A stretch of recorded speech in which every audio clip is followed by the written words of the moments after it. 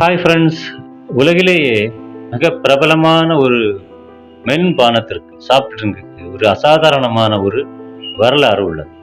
1886ஆம் ஆண்டில் அமெரிக்க மருந்தாளுநர் ஒருவரான John Pemberton ஒரு வலி நிவாரணியை உருவாக்கும் முயற்சியில் இருந்தார். சிவில் போரில் பலத்த காயமடைந்திருந்த அவர் மார்பின் கலக்காத, ஓபியம் இல்லாத திறமையான ஒரு மாற்று மருந்தை உருவாக்க நினைத்தார். அவரது முதல் தயாரிப்பிற்கு அவர் பெம்பர்டனின் பிரெஞ்சு ஒயின் கோகோ என்று பெயரிட்டார்.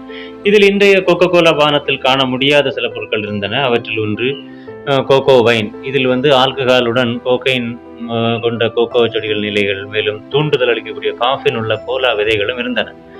அவரது பிரெஞ்சு வைன் பிரபலமாக இருந்த டைம்ல, அதாவது 1886ல் அவரது சொந்த மாநிலமான ஜார்ஜியாவிலே மது விலக்கு இயக்கம் தீவிரமடைந்தது. அவர் ஆல்கஹால் இல்லாத மாற்று ஒன்றை கண்டுபிடிக்க வேண்டி இருந்தது. அவர் ஒயினுக்கு பதிலாக சர்க்கரை பாகை பயன்படுத்தினார். அவர் அந்த ஃபார்முலாவை மாற்றி அமைத்துக் கொண்டிருந்த போது தற்செயலாக தனது கலவையை கார்பனேட்டட் வாட்டருடன் கலந்து விட்டார். அதை ருசித்த பிறகு அவருக்கு பிடித்து போகவே அந்த பானத்தை ஒரு மருந்தாக இல்லாமல் ஒரு உற்சாக பானமாக விற்க முடிவு செய்தார். அதன் அசல் மூலப்பொருட்களின் பெயரால் அதை கோகோ கோலா என்று அதற்கு பெயரிட்டார். துரதிருஷ்டவசமாக அவரது உடல்நிலை மோசமடைந்தது. அவரது போதை பழக்கமும் அதிகரித்தது.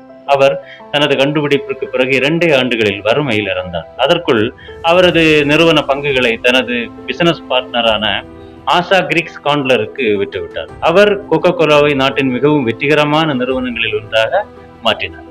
நண்பர்களே, வீடியோ உங்களுக்கு பிடித்திருக்கும் என்று நம்புகிறோம். சேனல் சப்ஸ்கிரைப் பண்ணுங்க. உங்க பொன்னான நேரத்திற்கு நன்றி.